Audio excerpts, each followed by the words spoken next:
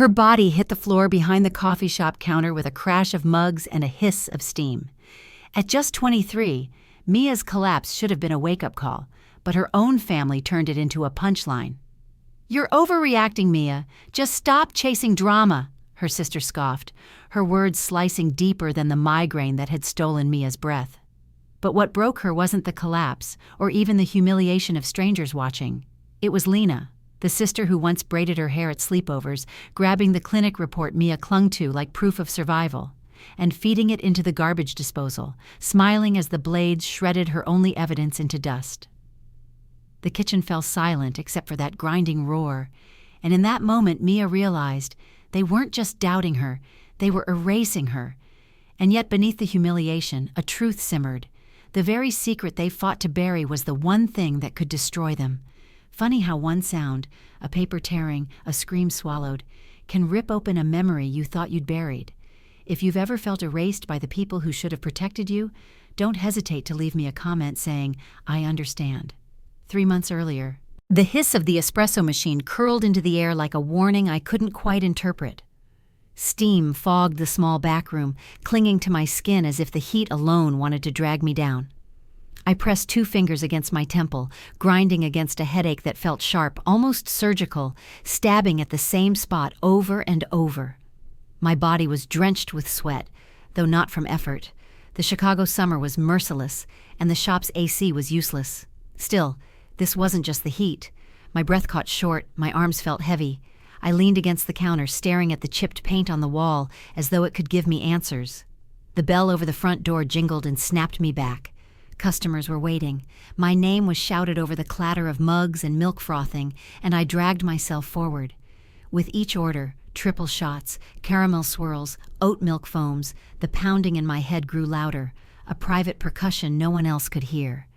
It wasn't just fatigue. Something in my body was wrong, and I knew it. But who could I tell? My coworkers barely noticed when I disappeared into the back for too long. To them, I was just Mia, the tired barista, part of the background noise of their busy lives. By the time my shift ended, I was clutching my stomach, fighting nausea. I wiped my hands on my apron and told myself the same lie I had been repeating all week. It's just stress, and too much coffee. Maybe if I said it enough, it would become true. The next morning, Lena suggested brunch. My sister always knew how to frame things as casual, though nothing with her was ever without judgment lurking underneath. I met her and Kyle at a diner that smelled like bacon grease soaked deep into the vinyl booths. The air was heavy, humid, the kind that stuck to your clothes. Families chattered over pancakes, forks clinked against plates. I slid into the booth across from them, already feeling out of place, like the little sister tagging along where I didn't belong. Lena's hair was pulled into a neat bun, not a strand out of place, while I caught my reflection in the chrome napkin holder, eyes shadowed, skin pale, like someone who hadn't slept in weeks. Kyle sat beside her, scrolling through his phone, his thumb moving so fast it looked mechanical. His suit jacket was folded neatly against the seat, like he owned the space. He didn't look up until Lena nudged him. I tried to keep my tone casual, but my voice cracked anyway. "I've been getting these headaches. They're bad. Not just headaches, like something's squeezing my brain." Lena's laugh burst out too quickly, too sharp. "You always did have a flair for drama, Mia. Remember when you swore your appendix was bursting and it turned out to be cramps?" Her words stung, but Kyle's response cut deeper. He leaned back, smirk tugging at his mouth, and flicked a sugar packet across the table at me like it was a joke. "Your job's probably frying your brain. All that steam and caffeine, you're basically a walking espresso shot. Maybe switch careers before you start hallucinating." My cheeks burned. I wanted to argue, to defend myself, but the lump in my throat stopped me. I stirred my coffee, watching the cream bloom and swirl, and wondered why asking for a little concern always felt like begging. The waitress dropped off our plates, pancakes, hash browns, eggs, but my appetite had already collapsed under their words. I pushed food around my plate, forcing myself to smile whenever Lena looked at me. But then I saw it, the flicker in her eyes, the way her gaze slid away from me and landed on something on the table. A photo, framed and faded, propped against the wall near the condiments. It was of the diner's owners standing proudly in front of an old house. My breath caught. That house, Our house. I recognized the peeling shutters, the slanted roofline. Childhood summers came rushing back, the garden hose spraying over cracked pavement, the taste of popsicles melting too fast, Dad hammering boards over windows that never seemed to hold. Lena's fingers tightened around her fork until her knuckles whitened. For a moment, she wasn't laughing anymore. She looked trapped. Then she blinked, forcing her practiced smile back into place and said, "Eat something, Mia. You'll feel better if you stop overthinking." But my stomach turned as though the food had spoiled. I glanced between them, wondering if I had imagined her reaction. Why would Lena look so tense over a photo of our old house? What connection could there possibly be between that place and the pain in my head? The thought lodged itself in my brain like a splinter. I couldn't pull it out, and I wasn't sure I wanted to. Kyle tapped his phone again, bored with the conversation. "Honestly, Mia, this is classic you. Always making a crisis out of nothing. It's probably just too much caffeine. Try decaf." I swallowed hard. Was I being ridiculous? I wanted to believe him, to believe Lena, to believe that this pain wasn't anything more than stress, exhaustion, bad luck. But deep down, something in me whispered differently. These migraines, this exhaustion, it wasn't normal. It wasn't just in my head. And Lena's nervous glance at that photo told me more than she realized. There was something bigger hiding underneath their dismissal. Something buried. I rubbed my temple again, forcing myself to smile, though my vision blurred around the edges. "Maybe you're right," I said, though the words tasted bitter. "Maybe it's nothing." But as I left the diner, heat pressing against my chest, I couldn't shake the image of Lena's eyes when she saw that photo. Fear, guilt, something I wasn't supposed to notice. The migraine pulsed again, sharp and unrelenting, and in that moment, I knew this wasn't just stress. This wasn't just me. Something was wrong, and I had no idea how deep it went. The glare from the fluorescent lights above the counter was blinding, buzzing faintly like a swarm of bees that refused to leave me alone. My fingers trembled as I held the paper cup, the Sharpie nearly slipping from my grip. I squinted at the order slip, but the letters bled together, smearing in my vision like watercolor left out in the rain. "Was that oat milk or almond?" I muttered, voice too low for the customer to hear. My cheeks burned when they repeated it back, slower this time, the way someone might talk to a child. I tried to smile, but it cracked on my lips. My head throbbed in time with the screech of steaming milk, each pulse of sound an electric jolt through my skull. I pushed through the order, handing over the cup with an apology I wasn't sure was audible. The room tilted slightly, just enough that I reached out to steady myself against the counter. The floor beneath me felt less solid than it should have. I forced myself to breathe, slow and shallow, waiting for the dizziness to fade, but it didn't. It just hovered there, ready to swallow me whole. When my shift finally ended, I sank into a chair in the break room and pulled out my phone. The glow stung my eyes, but I opened the hidden app I'd downloaded last week, just a basic symptom tracker disguised as a generic notes folder. I typed it out quickly, vision blurred, tremors, migraine, worse than yesterday. My thumb hovered before adding, heart pounding. For a second, I stared at the words.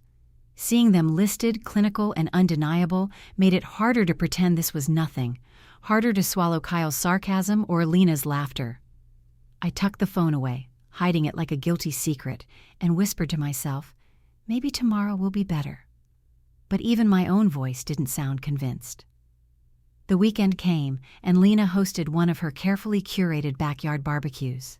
She always liked her events to look effortless. String lights glowing warm above the patio, citronella candles flickering against the summer dusk, the grill smoking as if out of a magazine spread. But I knew how much effort went into appearances. She smoothed every wrinkle, staged every detail. And me? I didn't belong in her picture-perfect frame. I wore oversized sunglasses, not because the sun was bright, it had already dipped below the fences, but because my eyes were swollen, ringed with fatigue, and I couldn't let anyone see. The laughter of cousins echoed around the yard, mixing with the sizzle of burgers and the crack of beer cans. I stood by the cooler, fingers wrapped around a bottle of water I barely sipped, trying to ground myself. The pounding in my head was relentless, a cruel metronome that kept me separate from everyone else. When Lena drifted over, her glass of wine sloshing with each step, I thought maybe, just maybe, she'd ask how I was doing in earnest.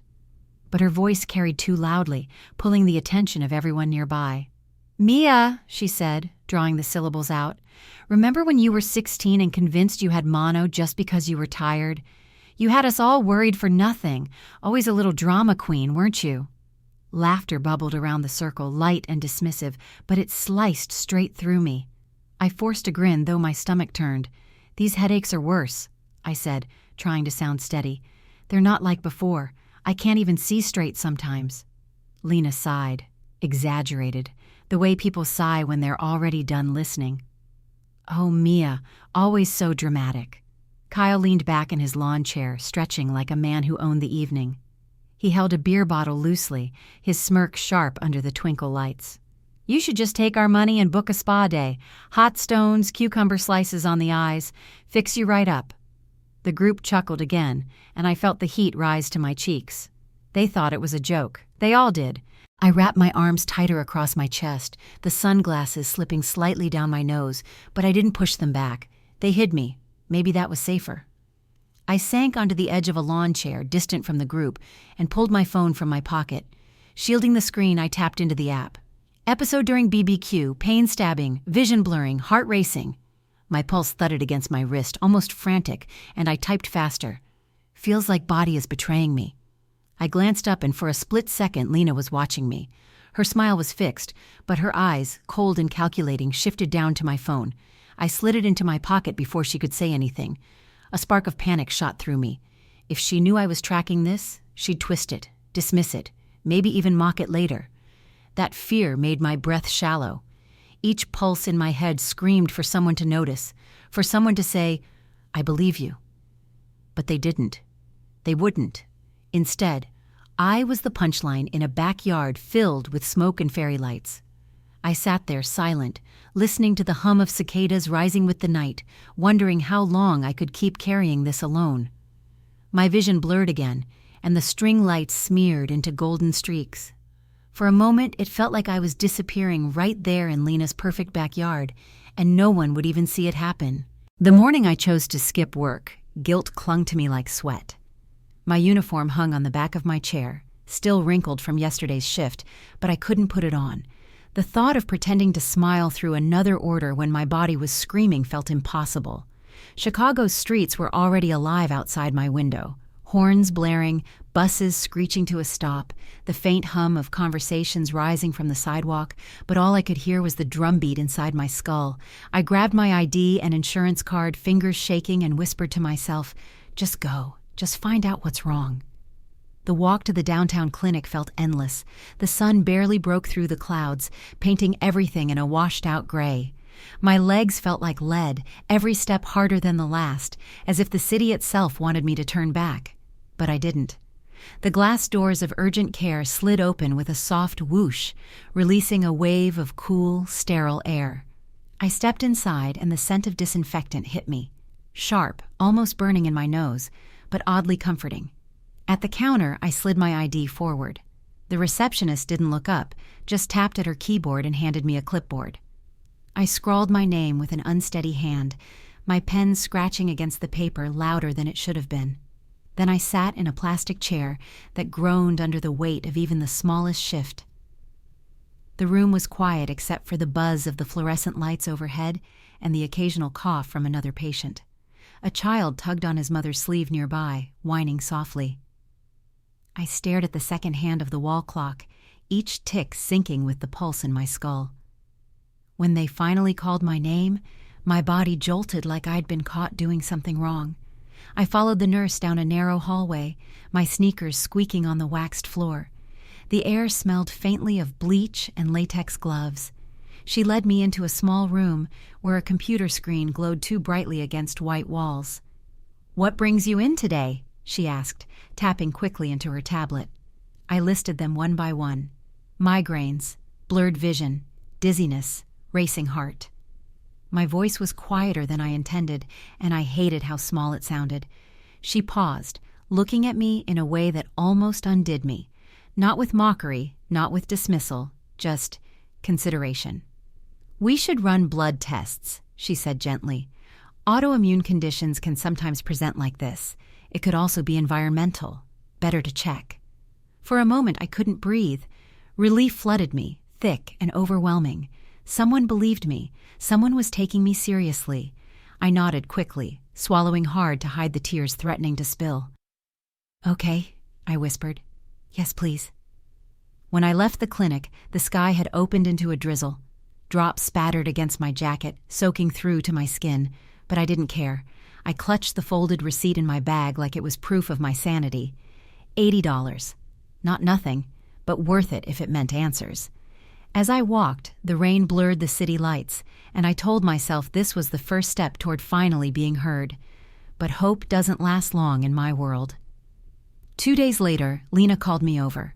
Her voice on the phone was tight, clipped, the kind of tone that told me I was already in trouble.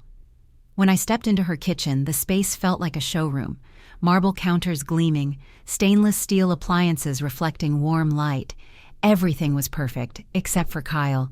He stood at the island, sleeves rolled up, tie hanging loose around his neck.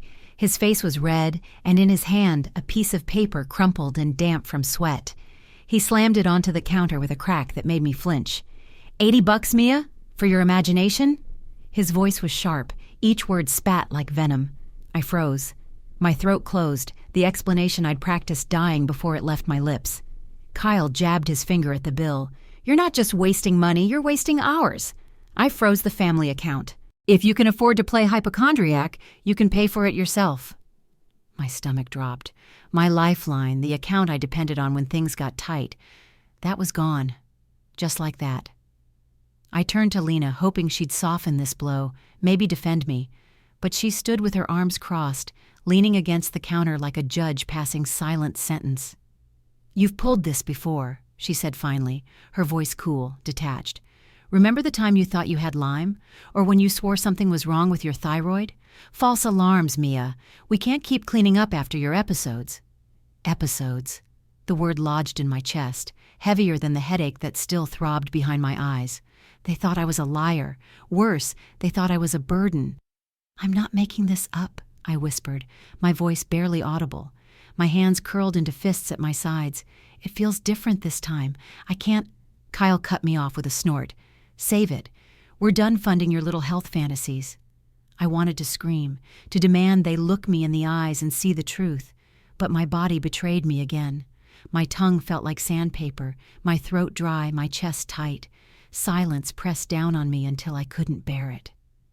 With shaking hands, I snatched the bill from the counter and walked out, each step echoing against the tile like the crack of a gavel. Outside, the sky was fading into twilight. Streetlights blinked on one by one, their orange halos smeared through the drizzle. The air was damp and heavy, clinging to my skin as I pulled my jacket tighter. My shoes splashed through shallow puddles, but I barely noticed. My mind was a storm, anger mixing with humiliation, grief mixing with fear. Then my phone buzzed in my pocket. I pulled it out, expecting some reminder from work or a meaningless notification. Instead, a message glared back at me in bold, black letters. "Watch your back." I stopped dead on the sidewalk. My breath caught, the noise of the city collapsing around me. Cars whooshed past, headlights streaking in the rain, but it all blurred into silence. Just 3 words. No sender I recognized. No explanation. Just a warning. My fingers trembled as I stared at the screen. I wanted to believe it was a mistake, a wrong number, some sick prank. But deep down, I knew better. My chest tightened, not with panic, but with the cold certainty that someone was watching. I shoved the phone back into my pocket, my pulse hammering louder than the traffic. They weren't just ignoring me anymore. They weren't just dismissing me. They were punishing me for asking questions, for daring to step outside the box they'd built around me. And now, someone else knew. As I walked the rest of the way home, the city lights smeared across the wet pavement like ghosts. My reflection looked back at me, blurred and broken, and a thought whispered through the pounding in my head. "This is bigger than you think." And I believed it.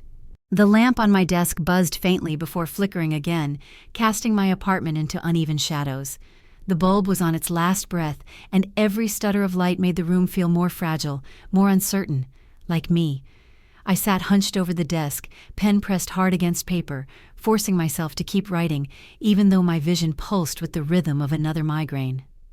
Dizzy during shift, hands shaking, almost dropped the coffee pitcher, I scrawled, my letters sprawling messier with each word. Headache sharp, heart racing. The ink smeared under my palm, and for a moment I stared at the black smudge spreading across the page. It looked like a bruise, like evidence my body was leaving behind, daring me not to ignore it. I closed the journal with a snap and slid it into the top drawer of the desk. My fingers hovered on the brass key before twisting it, listening for the solid click of the lock. The sound echoed in the silence, strangely loud, like the drawer itself had sealed away not just paper but a part of me. I let out a shaky breath. Locking it away was supposed to keep it safe, but it also felt like hiding proof of my reality, as though I was conspiring against myself. Why was I doing this? Because I knew Lena. If she ever saw those notes, she'd laugh, maybe wave them in Kyle's face as another example of me being overdramatic. Or worse, she'd twist them into something even uglier. My journal wasn't just for tracking symptoms anymore, it was survival. The next evening, the glow of my laptop screen lit up the dim room, throwing Lena's face into pixels that froze, then sharpened, then glitched again. She looked perfect as always. Makeup crisp, hair pulled back, background spotless with those sterile white cabinets gleaming behind her. But perfection didn't disguise insincerity. "You look tired, Mia," she said, voice coated in the kind of concern people use when they don't mean it. Her smile stretched wide, too polished, too rehearsed. I tilted my webcam down, adjusting the brim of the oversized hat I'd started wearing even indoors. It covered the dark circles under my eyes, the pallor in my cheeks, the things I didn't want her to use against me. I tried to sound light, casual. "Long shifts, you know how it is." Her eyes lingered on me a beat too long. Then she looked away, her gaze flickering to someone out of frame. I heard the muffled sound of her voice dropping low. Through my earbuds, the words slid in like a blade. "We can't let it get out." I froze, my hand tightening around the side of the laptop. "What?" I whispered, before realizing she wasn't talking to me at all. Her head turned slightly, her voice hushed, but I caught it, clear, deliberate. "Keep it buried. She doesn't need to know." My pulse thundered so loud I almost pulled the earbuds out. I didn't move, didn't breathe, afraid she'd see the shock written across my face. For the next few minutes I let her carry on with small talk, her voice snapping back into that syrupy cheerfulness as if nothing had slipped. Then she waved goodbye, her screen fading to black, leaving me staring at my reflection in the blank monitor. I sat there in the silence, replaying her words in my head. "We can't let it get out. Keep it buried." I grabbed my phone and hit record, whispering into it like a confession. Lena said, "We can't let it get out. Keep it buried." My voice trembled, higher than usual, as if even repeating it might summon something dangerous. I listened back, the recording thin and raw, but real. I needed proof. Something I could hold in my hand when my own memory was questioned. Later, lying in bed, I stared at the ceiling. The headlights from passing cars cut across the plaster and stripes, shifting and fading. My head pounded, but the pain didn't matter, not compared to the new weight pressing on my chest. What was Lena hiding? What truth was she burying so deep that even whispering about it sounded like treason? Every memory of her dismissive smiles, her laughter when I complained, her quickness to call me dramatic, they all twisted into something darker. What if it hadn't just been cruelty? What if it had been strategy? The next morning I stood in front of the mirror, slipping the oversized hat onto my head again. It wasn't vanity, it was camouflage. The brim shadowed my hollow eyes, hid the colorless cast of my skin. Customers would probably wonder why a barista needed a hat indoors, but I didn't care. Better to look eccentric than sick. Better to hide the evidence than give Lena another excuse to mock me. During my break, I sat alone at a corner table, earbuds in, playing the recording over and over. "Keep it buried. She doesn't need to know." Each time my stomach knotted tighter. She thought I was weak, too fragile to hear whatever truth she was hiding. Or worse, she thought I didn't deserve to know it at all. I stared at my journal key dangling from the chain around my neck. That drawer, that notebook, those recordings, they weren't just scraps of paranoia anymore. They were my defense, my ammunition. Every note, every whisper I captured was proof that I wasn't crazy, proof that someone else was lying. Resentment burned hot through my chest. I wasn't the problem. I wasn't losing my mind. They were the ones conspiring, covering something up, keeping me in the dark while my body screamed for answers. I touched the drawer again that night, listening to the faint rattle of paper inside. My journal, my secret recordings, they were my shield against the gaslight, the only thing tethering me to the truth. And as my headache surged, pounding like a war drum inside my skull, one thought became sharper than the pain itself. If they're hiding something this big, I'm not the crazy one. They are. The Airbnb had that staged, impersonal quality, like a showroom someone forgot to breathe in. Beige couches sat under framed photos of generic skylines, and the scent of lemon cleaner lingered heavy in the air. It was a family weekend, at least on the surface. Kyle laughing too loudly in the living room with a cousin, Lena moving about as if she owned the space. But for me, it was just another night of playing along, my body weak, my head pounding, and the clinic printout folded carefully inside my bag like it was a sacred text. I thought I'd hidden it well enough. I thought I could keep it safe until I figured out my next move. But Lena had always been sharper than I gave her credit for, sharper and crueler. Her heels clicked across the tile as she entered the kitchen. I stiffened immediately, sensing the tension before she even spoke. "What's in the bag, Mia?" Her voice was low, casual enough to pass as curiosity, if not for the gleam in her eyes. I clutched the strap tighter against my shoulder. "Just my stuff," I said quickly, too quickly. Her smile didn't reach her eyes. In a blur, her hand shot out, snatching the bag with practiced precision. "Lena, don't—" My protest was half breath, half plea, useless against her determination. She unzipped it without hesitation, her movements deliberate, surgical. Her fingers found the paper instantly. She unfolded it, scanning the clinic's logo, the billing details, the neat black print of my visit. I waited for her to explode, but the silence was worse. She didn't yell, she didn't sneer. She simply turned, walked toward the sink, and without breaking her gaze from mine, reached for the switch. The garbage disposal roared to life, a guttural, grinding sound that filled the sterile kitchen. My breath caught as she fed the paper down into the spinning blades. The whir devoured it piece by piece, the shredding echoing louder than any scream. I stood frozen, every nerve in my body lit up, my heart hammering against my ribs so hard it hurt. When the machine quieted, the silence pressed heavier than the noise. Lena wiped her hands on a dish towel as though she'd just cleaned a spill. "You're stirring up trouble," she hissed finally, her tone icy, deliberate. "It was just a receipt," I stammered. "For a checkup. I'm not hurting anyone." Her laugh was short, bitter, devoid of humor. "Not hurting anyone? Do you even realize what you're risking? You're threatening everything Kyle and I have built, our properties, our reputation, the business. If whispers start about health problems tied to us, insurance rates spike, investors pull back, deals collapse. You don't get it, Mia. You're a liability." The word landed like a slap. A liability, not a sister, not family, just a burden. "You can't mean that," I said, but the way she looked at me, cool, steady, unflinching, told me she did.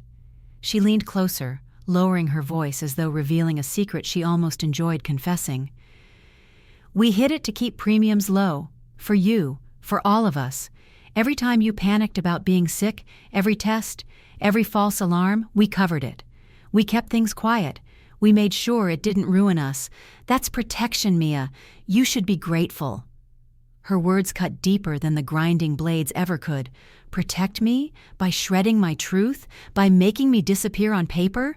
My nails bit into my palms as I clenched my fists. "You're not protecting me," I said, my voice shaking but hardening with each word. "You're protecting your wallet, that's all." Her eyes narrowed, lips pressed into a tight, knowing smile. "You're spiraling again. You think this is about us, but it's you. If you keep this up, maybe therapy isn't optional anymore. Maybe we'll have to make that call, force it, before you destroy everything."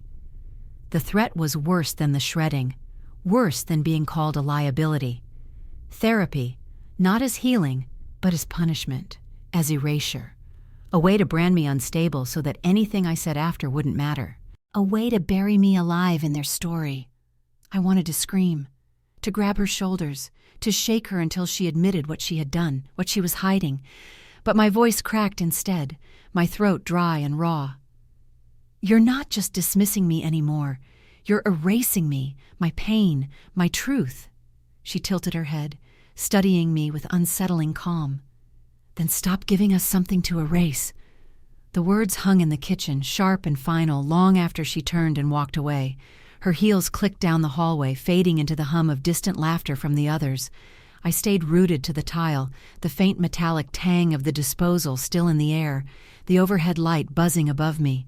The kitchen felt colder now, sterile and empty, like even the walls had witnessed my undoing and chosen silence. Outside, through the open window, the night pressed hot and humid against the glass. The sound of cicadas rose and fell like a dirge, and in the distance, Kyle's voice floated in, light and carefree, as if life had rolled on untouched. But inside me, something had shifted. She thought she'd silenced me, shredded my resolve along with that receipt. But she was wrong. The act itself was proof of her fear, proof of their cover-up, proof that my truth was dangerous enough to destroy. I pressed my palm against my chest, feeling the frantic rhythm of my heart, not the rhythm of illness this time, but of fury, of resolve. They could shred papers, freeze accounts, mock me into silence, threaten to lock me away. But my truth wasn't gone. It lived in my journal, in my recordings, in my body itself. They weren't just dismissing me. They were erasing me to save their wallets, and I was done letting them. The rooftop pulsed with music, bass thudding through the floor, every beat rattling inside my head like a hammer against glass. Strings of lights stretched overhead, glowing warm against the night, and beyond them the Chicago skyline glittered in sharp points of gold. People laughed too loudly, glasses clinked, and the smoky tang of grilled food clung to the humid air. To anyone else, it was a celebration. To me, it was a battlefield. I gripped the railing, trying to steady myself as the dizziness surged again. The city lights blurred, smearing together until they looked like watercolors bleeding on canvas. My skin prickled with sweat, though the breeze was cool up here. My ears buzzed, swallowing the voices around me until all I could hear was the thunder of my own heartbeat. "Mia?" someone asked, but their voice was already fading. My knees buckled, and I felt the ground tilt beneath me. I forced myself upright, pasting on a smile that felt brittle. If I fell here, if I showed weakness in front of them, I knew exactly how it would be spun. Another episode, another scene for Lena to laugh about later. But Lena wasn't laughing now. She was at my side in an instant, her grip like iron around my arm. Her nails dug through the fabric of my sleeve as she dragged me away from the chatter, her jaw tight. "You're killing our vibe!" she snapped under her breath, the cheer from her face gone the second we were out of earshot. She hauled me into the building, down a short hall, and shoved open the bathroom door. The sudden brightness of the harsh bulb made my head scream. She slammed the door shut and twisted me hard against the tiled wall. The edge of the sink dug into my hip, and her shove left a bruise blooming across my arm before I could even catch my breath. "Do you ever stop?" she hissed, her voice sharp, spitting each word like venom.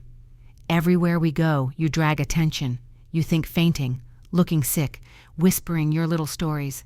It makes people feel sorry for you? No. It makes us look weak. Do you get that? You're ruining our image."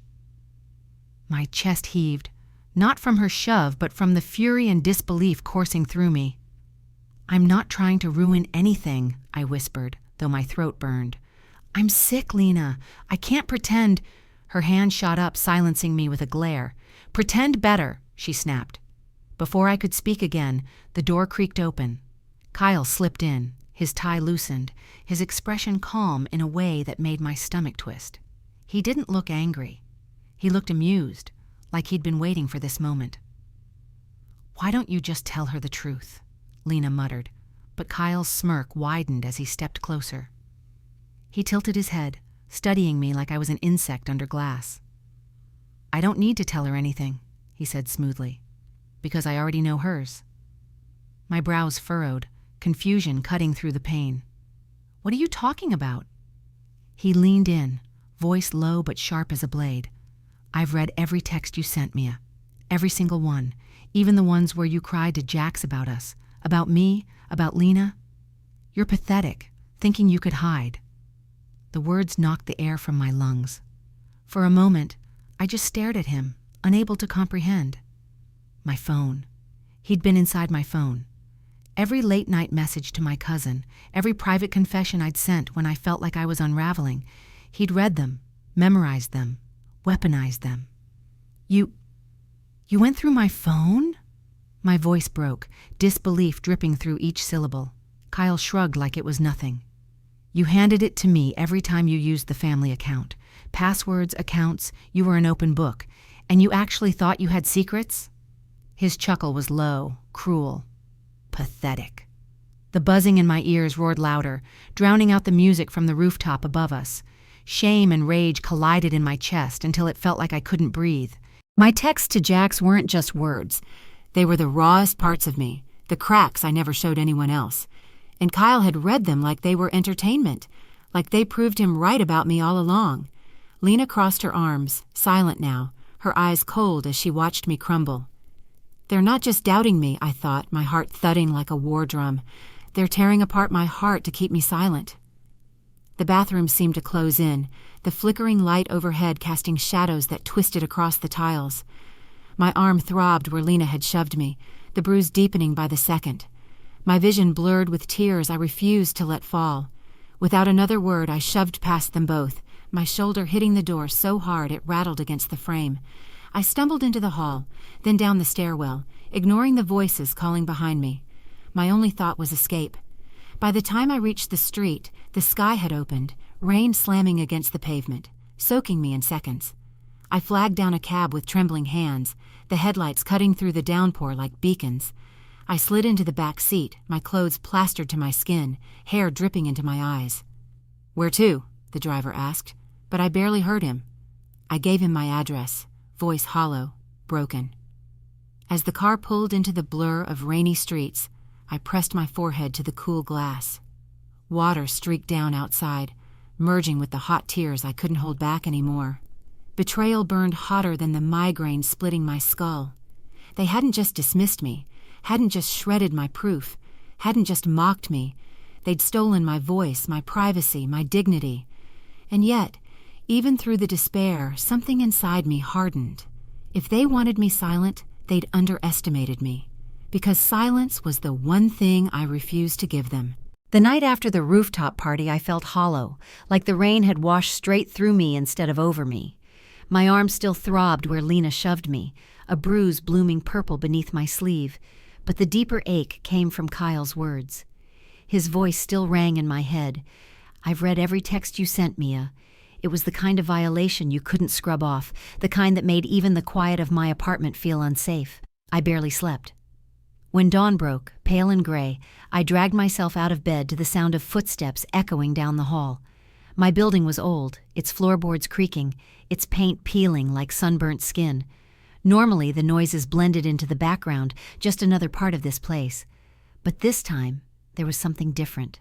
A faint shuffle near my door. Then, a soft slip. I opened it slowly, the hinges whining, and looked down. A single sheet of paper lay folded neatly on the floor, its edges tucked under itself as if someone had pushed it through quickly and left. My hand trembled as I picked it up. The hallway light flickered above, casting shadows across the stained carpet. My pulse quickened. Notes slid under doors don't mean anything good.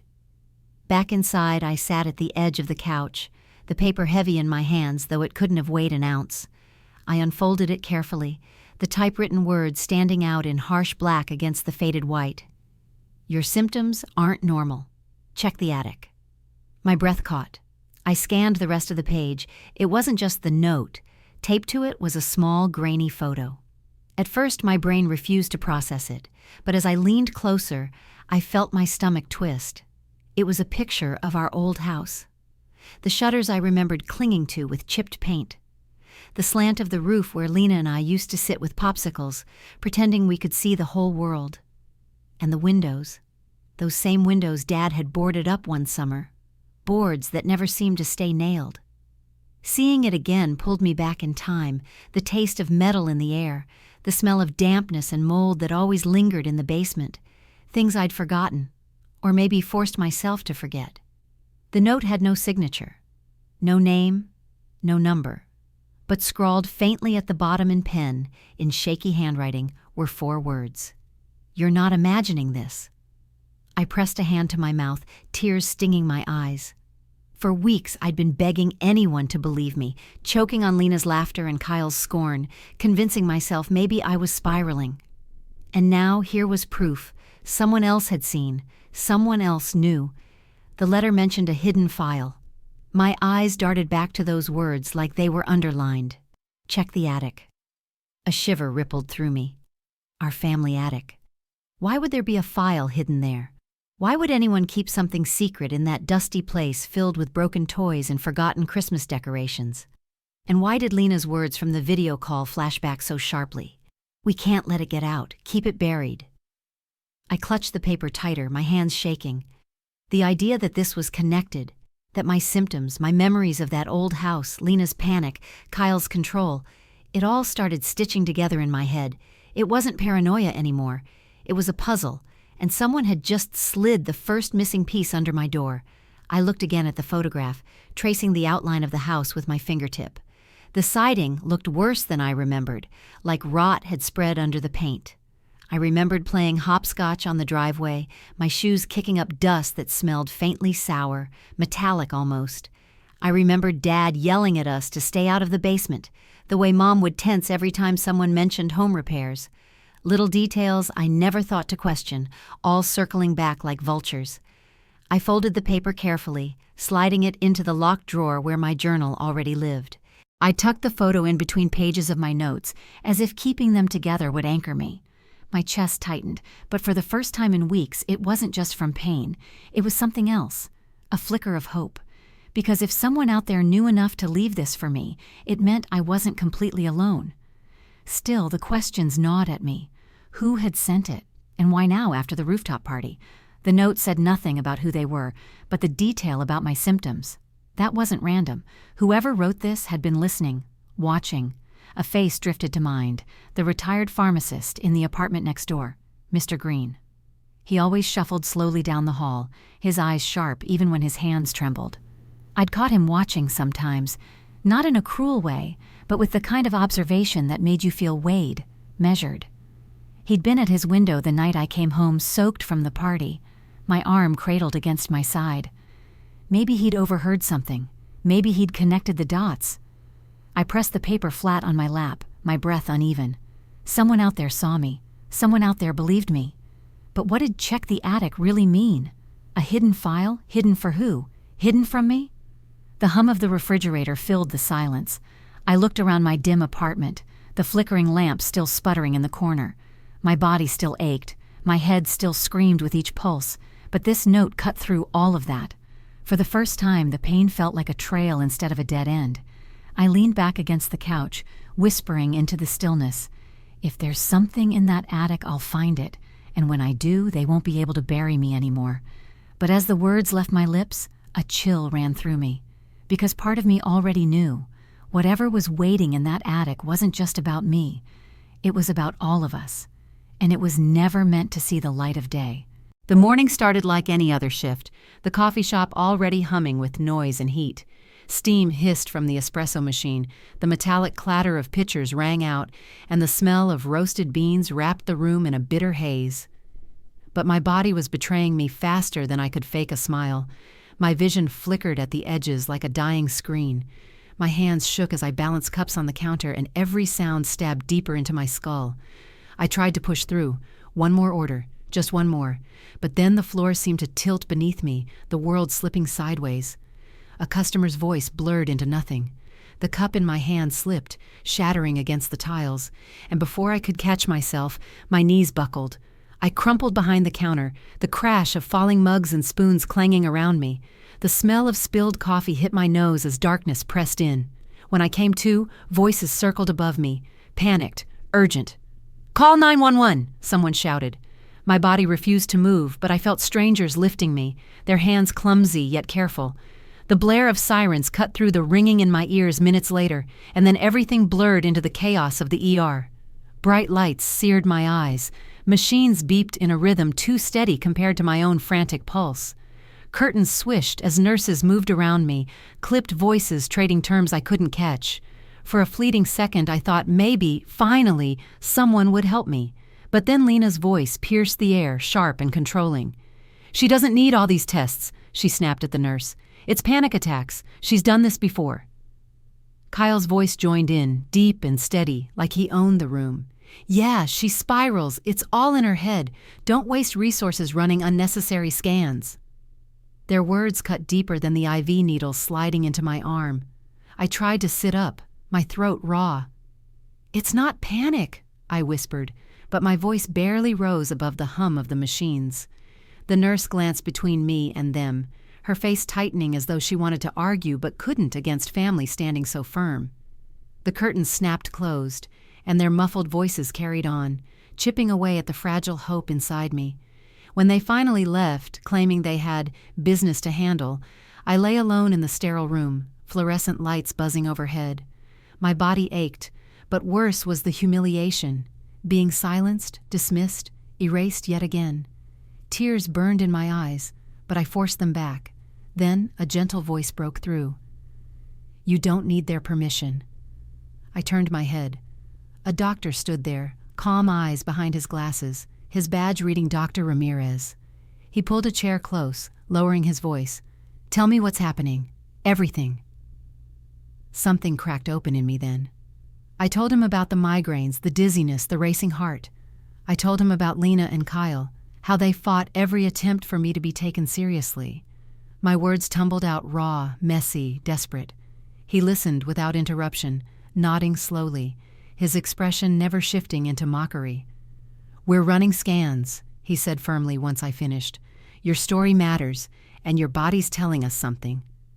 Hours blurred together, the whir of machines, the chill of sterile sheets, the hum of air conditioning all surrounded me as I lay inside the scanner. My mind raced the whole time. What if it came back normal? What if Lena was right and this was all just in my head? But deep down, I already knew. My body wouldn't be screaming this loud if it were just panic. When Dr. Ramirez returned, a stack of results in hand, his face was grave. He set the scans on the light board, dark shadows glowing against the white background. "There's damage here," he said quietly, pointing to a pattern that looked like smudges to me, but carried weight in his voice. "Signs consistent with long-term toxin exposure, lead specifically. This isn't something that started yesterday, this is years. Lead." The word dropped like a stone into my chest. I stared at the images, the blotches that finally made my pain visible. My mind jumped immediately to the old house, the pipes, the water that always tasted metallic, the way Mom scrubbed glasses until her hands cracked but the stains never left. Dr. Ramirez's voice softened. "You grew up in an older home, didn't you?" "Yes," I whispered. "This exposure doesn't happen overnight. It builds, and I'm afraid it looks like your family knew. There are markers here, patterns, suggesting the damage was long-term, ignored for the sake of property value." My breath caught. My family knew. They knew, and they chose silence. They chose the house. They chose money. They chose everything over me. For a long moment, I couldn't speak. Relief and rage twisted together inside me until I didn't know which was stronger. Relief because I wasn't crazy. I wasn't imagining it. My pain was real. My body was telling the truth. Rage because they'd seen the signs and still buried it. Tears slipped down my temples as I stared at the glowing scans. "It's real," I whispered, my voice breaking. "It was never just in my head." Dr. Ramirez nodded, steady, grounding. "Now you have proof, and we'll move forward from here." For the first time in months, maybe years, I felt something bloom in my chest that wasn't fear or shame. It was vindication. My body had been screaming, and finally, someone else had heard it. Finally, I wasn't alone in the fight. They tried to silence me. They tried to shred my truth, call it hysteria, erase it into nothing. But the scans lit up undeniable, and no amount of laughter or threats could bury them now. The nurse pressed a rattling bottle of pills into my hand and mumbled something about rest. "Basic meds," she said, already turning away. Her voice was flat, detached, the kind reserved for hypochondriacs or attention seekers. No follow-up appointment, no urgency, no mention of the scans that had finally revealed the truth. Just a thin, tired smile and the door swinging open, as if to shove me back into the world like I was an inconvenience. Outside the ER, Lena was waiting. Arms folded, posture stiff, her face set in an expression that wasn't concern, it was irritation. Kyle leaned against the wall beside her, silent, but his eyes raked over me like I was a mess they had to clean up. He didn't speak, didn't ask if I was okay, didn't even look at the bottle of pills in my hand. Neither of them mentioned Dr. Ramirez or what he had shown me. To them, none of it mattered.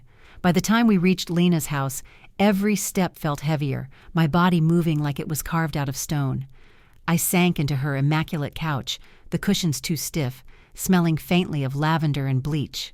The pill bottle was still in my hand, the cheap plastic edges digging into my palm. Lena didn't waste time. "You're embarrassing us again, Mia," she snapped. Her tone sliced through the pristine silence of her living room. "Collapsing at work? Letting strangers call an ambulance? Do you even think about how that looks? About how it makes us look?" My throat tightened. I wanted to scream, to throw the bottle at her perfect marble coffee table, to force her to see me, but nothing came out.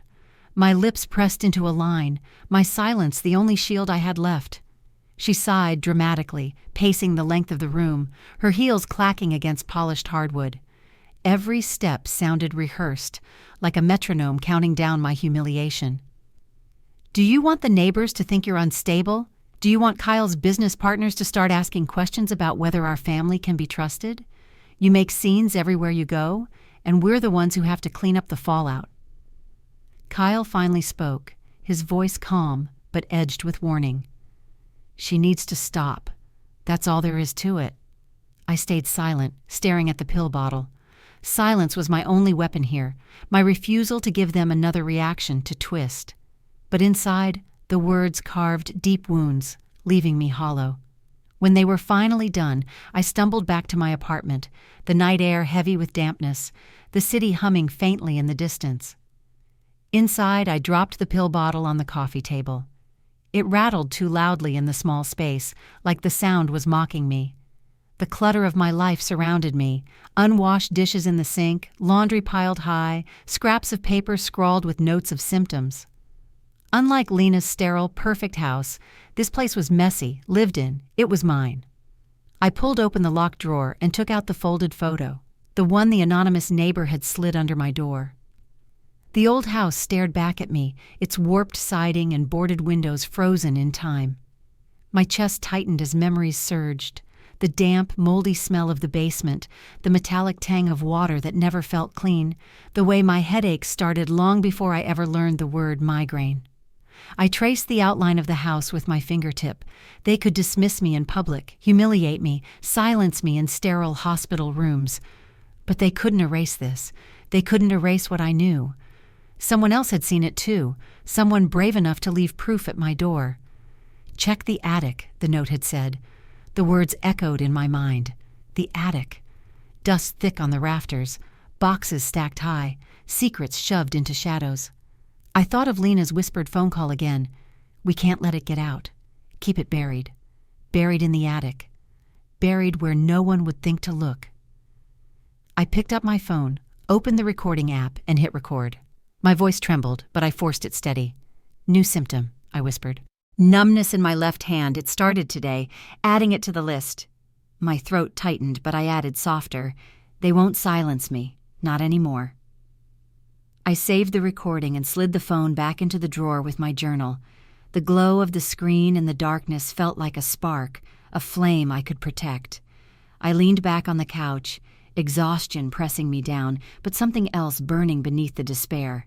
Every insult, every dismissal, every cold lecture only hardened my resolve. They thought shame would break me. They thought control would keep me down, but all it did was give me more reason to keep going. I clutched the photo to my chest, the grainy paper warm from my hand. My voice was little more than a whisper, but it filled the room anyway. "They can't keep me quiet. Not when I'm this close to exposing them. The city hummed outside my window, headlights cutting across the ceiling in fleeting beams. The war inside me was shifting. The pain hadn't left, but it had purpose now. And that purpose was enough to keep me breathing, fighting, waiting for the day I would climb those attic stairs and drag the truth into the light. The hum of my refrigerator filled the silence, its low buzz merging with the faint tap of rain against the window. My apartment was dim except for the flickering glow of my laptop, its blue light staining the walls like a reminder of how little warmth I had left in this world. Papers were scattered across the table, scans, notes, pill bottles, and all of it looked like the wreckage of my life. Then my phone buzzed, just once, a notification. It was Jack's, my cousin. I hesitated before opening it.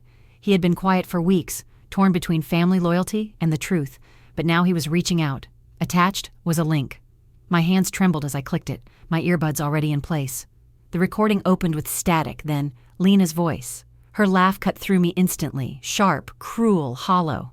"Mia's faking again," she sneered, her tone dripping with satisfaction. "She's always been dramatic."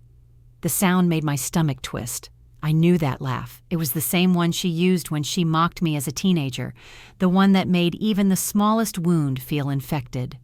Then Kyle's voice slid in, calm and cold as ever. "We had to keep those reports quiet. Do you have any idea what would have happened to property values if people found out about the pipes, about the toxins? We did what we had to do." His words landed like a punch to the chest. The room spun around me, my ears burning. They weren't even denying it. They weren't scrambling for excuses. They were laughing about it, proud of it. I gripped the edge of my desk so hard my knuckles blanched white, nails biting into the wood. Their voices overlapped again in the recording, mocking, dismissive, damning. "Keep those reports buried. She's too gullible to find anything real. She's always been good at playing the victim." Each line was a knife. And yet, for the first time, I had proof. Proof they couldn't laugh away. The recording ended, leaving me in silence. And then Jax's voice broke through, shaky, raw, weighed down by something heavier than guilt. "Mia." He paused and the silence stretched. I could hear his breath hitch. "They know I kept this. They know I sent it to you. They're pressuring me. Hard. They said if I don't retract it, if I don't delete it, they'll cut me off. No more family, no more support, no more anything. They said I'd regret it." My chest tightened. Jax had always been caught in the middle, too kind to be cruel, too weak to stand firm. "I don't want to betray you," he continued, his voice cracking. "But I don't want to lose them either. You don't understand, Mia. If they cut me off, I'm done. I can't risk it." I swallowed hard, forcing my voice steady even though my throat burned. "Jax, you already know what's right. This isn't just about me. It's about the people living in those houses, drinking that water, breathing in those toxins. It's not just my story. It's theirs too." On the other end, silence. Just static and the weight of his indecision. When he finally spoke, it was barely above a whisper.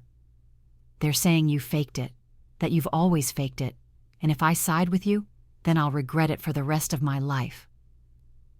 I shut my eyes, biting down hard enough to taste blood. They were breaking him the same way they had tried to break me, twisting loyalty into chains, suffocating him under the threat of isolation. "Jax," I said softly, my voice shaking but sure, "they can threaten you all they want, but the truth doesn't need their permission, and neither do you." The call ended with no promises, no certainty, just the sound of him exhaling before the line went dead. I sat there in the dim glow of the laptop, the silence heavier than before, Lena and Kyle's laughter still echoing in my head. But underneath their laughter, I heard something else this time. Fear. They were afraid. Afraid enough to threaten Jax, afraid enough to risk exposure, afraid enough to double down, and that fear was proof, I stood slowly, walked to my apartment door, and locked it. The bolt clicked into place with a sharp finality, echoing like a vow. Then I turned back to the chaos of my desk. I pulled everything closer, the scans from Dr. Ramirez glowing faintly under the desk lamp, my journals filled with frantic handwriting, the anonymous neighbor's note, the photo of our old house. I opened my phone, cueing the audio recordings, each one a fragment of truth. Piece by piece, I laid it all out, stacking, sorting, compiling. My suffering had always felt scattered, but now it looked like a case. A weapon. I pressed record on my phone one more time. My voice, though quiet, rang steady. They think they can bully Jax into silence, but I'm done with their lies. This ends now. I saved the file, placed the phone on top of the evidence pile, and sat back in my chair.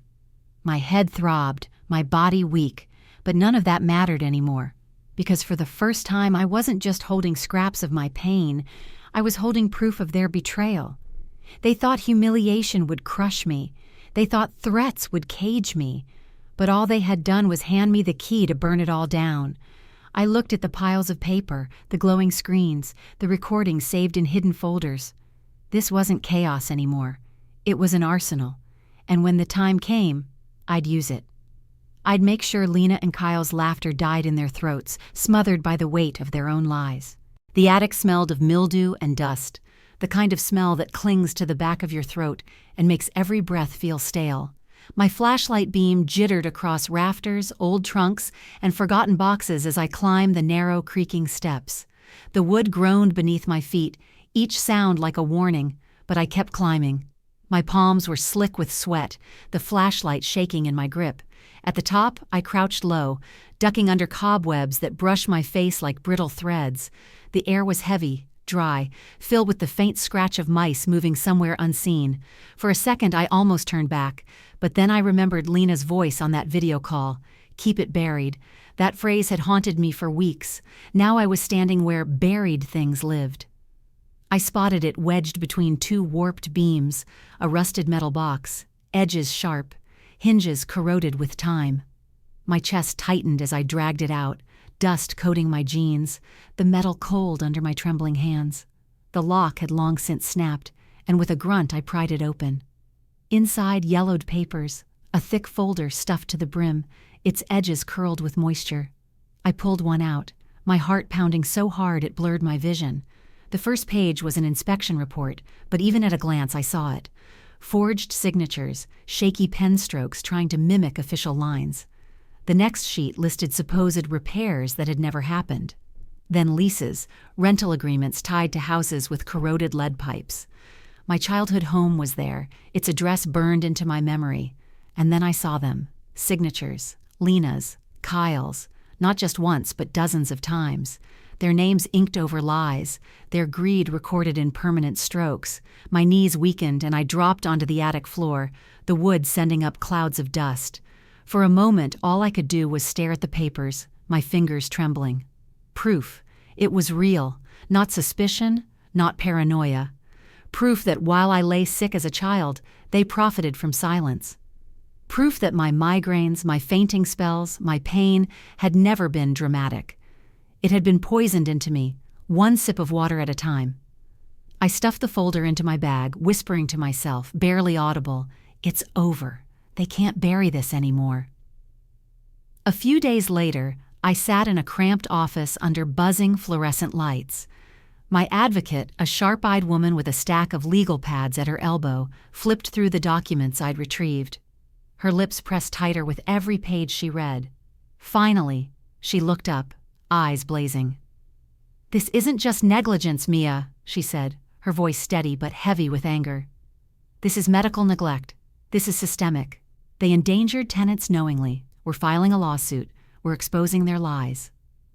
Hearing those words almost broke me. For so long I'd been dismissed, belittled, erased.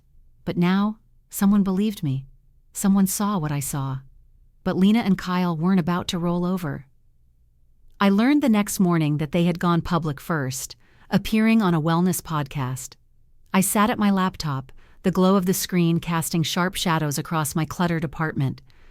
My earbuds carried their voices straight into my skull. Lena sounded smooth, almost saintly. "We set boundaries for Mia's toxicity," she said softly, as though she was protecting herself, not spinning a narrative. "We did everything out of love, tough love." Kyle's voice followed, even calmer, like a practiced politician. "Sometimes family has to stop enabling unhealthy behavior. That's all this is. We've been vilified for caring too much. My stomach turned. They weren't just denying the truth, they were performing, twisting reality into a spectacle, painting me as the unstable little sister who cried wolf. And strangers might have believed them, but I had something stronger than their rehearsed voices. I had the file. With shaking hands, I attached scans of the forged reports, my symptom logs, Dr. Ramirez's findings, and Jax's recording. I typed a short message to the podcast producers. You aired lies. Here's the truth. My finger hovered over the trackpad for one long second. Then I clicked send. The whoosh of the email flying into cyberspace felt like a cannon shot. 2 days later, I refreshed their podcast page. Error. Episode removed. Within hours, headlines popped up. Wellness podcast pulls content after evidence emerges. Sponsors began issuing statements, cutting ties. Advertisements disappeared. The collapse started slow, then avalanched, like a building crumbling once its foundation gave way. Their carefully crafted image, years in the making, turned to dust overnight. But my victory wasn't just in their downfall. It was in my voice finally echoing louder than theirs. I sat at my desk, the hum of the city outside faint against the pounding of my heartbeat. My laptop screen glowed, a blank document waiting. I began to type, words spilling out faster than my fingers could keep up. I wrote about the gaslighting, the dismissal, the years of being told I was dramatic, unstable, wrong. I wrote about the toll disbelief takes on the body and the soul, how silence can feel like poison, how erasure can feel worse than pain. When I hit publish on the blog post, I half expected silence. A few clicks, maybe pity from strangers. Instead, within hours, the flood began. Comments poured in. Shares multiplied by the hundreds, then thousands. Notifications lit up my phone until the screen burned my eyes. And the voices, they came from everywhere. I thought I was the only one. My family did this too. You just told my story. Thank you for saying what I never could. I scrolled, tears blurring my vision, my hands shaking against the keyboard. Every story was a mirror, every comment proof that I had never been alone. For years, Lena and Kyle had drowned me out with lies. But now, their podcast was gone. Their sponsors were gone. Their credibility was gone. Their lies collapsed. My voice rose. For the first time in years, I exhaled without feeling like I was stealing air. The weight of their silence, the silence they used as a weapon, was gone. I leaned back in my chair, wiping at my wet cheeks. My pain had been real, my fight had been real, and finally, my victory was real too. A year later, I found myself standing at a podium in a Chicago community center, the kind with scuffed hardwood floors that carried echoes of basketball games and graduation speeches. The air was thick with the scent of brewed coffee and floor polish, and the warm glow of string lights draped along the walls gave the space a kind of reverence, like it knew we were here for something bigger than ourselves. Rows of chairs stretched before me, every seat filled. Survivors, advocates, strangers whose stories had collided with mine through my blog, now made real, breathing, waiting. Some clutched notebooks on their laps, others had their arms folded across their chests like shields, and a few already dabbed at their eyes, though I hadn't spoken a single word yet. Behind me, a navy banner with bold white letters fluttered gently in the faint draft from an open window. Echoed Truths, our nonprofit. Born from the ashes of a lawsuit, yes, but grown into something I never thought possible. An anchor for people who had been gaslighted into believing their pain was imaginary. I gripped the podium, fingers tracing the rough wood grain. The microphone gave a faint crackle, amplifying the sound of my inhale. For the first time in years, I wasn't afraid of being heard. I used to think silence would keep me safe, I began, my voice steady, carrying over the rows of people. That if I didn't push too hard, if I swallowed my pain quietly, maybe the people I loved would finally believe me. But silence didn't protect me. It erased me. Heads nodded. I caught the sharp exhale of someone in the second row, the clenched jaw of a young man in the back. It wasn't just my story anymore. It was theirs too. I stopped waiting for permission, I said, leaning closer to the mic. And that's when everything changed. The words hung heavy in the air, not needing decoration. For a long moment, the room was still. No applause yet, no rush to fill the quiet. It was a silence that held power, not dismissal. And when the clapping finally came, it broke like a wave, loud, raw, rising until the walls seemed to hum with it. I let the applause wash over me, not as validation, but as solidarity. We weren't silent anymore. After the event, after the hugs and handshakes and whispered thank yous, I slipped outside.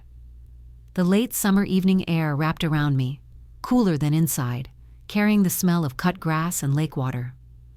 I walked down the path toward the shoreline of the nearby park, the same lake I used to escape to as a child when the noise inside our house became too much. The sky stretched in shades of violet and fire, the last edges of the sun dipping low. The water was calm, its surface rippling gently with the breeze, catching streaks of gold that shimmered like liquid metal. I sat on the old wooden bench at the water's edge, pressing my fingertips lightly against my temple. That old reflex. But there was no lightning bolt of pain, no dizzy wave, just memory. I let my hand fall into my lap and exhaled.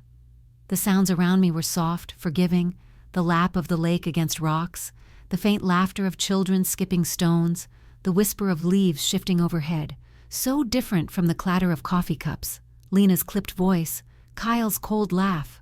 This sound was healing, not haunting. For the first time, my scars felt less like wounds and more like stories etched into me, proof of where I'd been and how far I had come. They no longer owned me. My voice did. "My scars don't own me," I whispered to the water, watching the ripples spread outward, carrying the words further than I could see. "My voice does, and it will never be silenced again." The sun lowered, the horizon a blaze of color, and I thought of everyone who had carried me to this moment.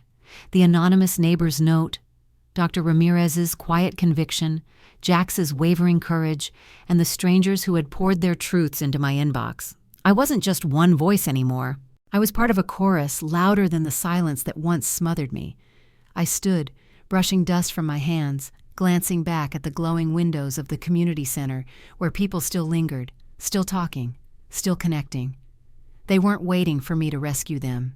They were learning to rescue themselves, to echo their truths the way I had echoed mine. As I walked back, I thought about the blog comments that still arrived every day, voices from across the world rising out of their enforced quiet. Thousands of them, each one proof that this fight was bigger than Lena, bigger than Kyle, bigger than me. And I knew the struggle wasn't over. It never really is, but I also knew it wasn't mine to carry alone anymore. At the doorway, I paused, turning one last time to look at the lake. Its surface shimmered beneath the fading light, stretching wide, infinite. "Your pain is valid," I whispered, as if speaking to everyone still holding their stories in silence. "Your voice can spark change. Don't let anyone bury it." And with that, I stepped back inside, the sound of applause still echoing faintly, carrying not just my victory, but the beginning of countless others. Voiceover. Ever been told your pain's just in your head? Share your story in the comments. It could ignite someone's fight. Like, subscribe, and share for more stories of breaking silence.